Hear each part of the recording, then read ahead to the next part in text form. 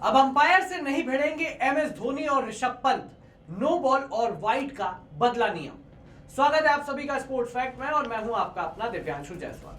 अब आप सोच रहे होंगे कि भाई हम ऐसी बातें क्यों कर रहे हैं कि भाई एमएस धोनी और ऋषभ पंत अंपायर से क्यों नहीं भिड़ेंगे। तो जरा याद कीजिए पिछले साल आईपीएल 2022 में जब नो बॉल वाला किस्सा हुआ था ऋषभ पंत के साथ, यानी कि राजस्थान रॉयल्स और दिल्ली कैपिटल्स का वो मैच था, रोमन पावेल स्ट्राइक पे थे और नो बॉल वाला वो कांड हुआ और उसके बाद ऋषभ पंत ने अपने दोनों बल्लेबाजों को बुला लिया था कि भाई वापस आ जाओ, हमें नहीं खेलना। उससे पहले एक और चीज याद दिलाते हैं आपको 2019 आईपीएल में, जहां पर राजस्थान रॉयल्स का ही मैच था और सामने थी चेन्नई सुपर किंग्स और वहां पर नो बॉल का एक कांड हुआ जिसके बाद एमएस धोनी तिलमिलाते हुए एकदम गुस्से में स्टेडियम में आ गए थे। हर कोई डर गया था, हर कोई हैरान रह गया था एमएस धोनी का ये रूप देखकर।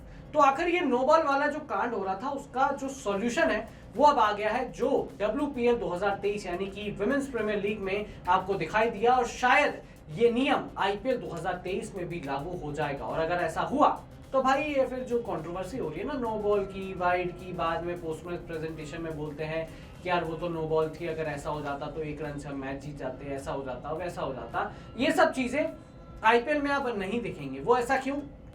ऐसा इसीलिए क्योंकि WPL 2023 में पहली बार, इनफैक्ट पूरी दुनिया में जो लीग्स चलती हैं उसमें T20 क्रिकेट में पहली बार ऐसा नियम आया है जहां पर आप नो बॉल और वाइड के लिए भी DRS का इस्तेमाल कर सकते हैं। जी हाँ, सही सुना आपने। अब आप सोच रहे होंगे कि यार 2 ही रिव्यू तो होते हैं एक इनिंग में, अब उसमें अगर नो बॉल और वाइड का भी एक्स्ट्रा जोड़ दिया जाए तो भाई टीम को तो फायदा ही फायदा। बट ऐसा नहीं है, रूल में एक ट्रिक है कि भाई 2 ही रिव्यू मिलेंगे आपको, चाहे आप उसको आउट या नॉट आउट के लिए यूज कीजिए या फिर आप यूज कीजिए नो बॉल या फिर वाइड के लिए।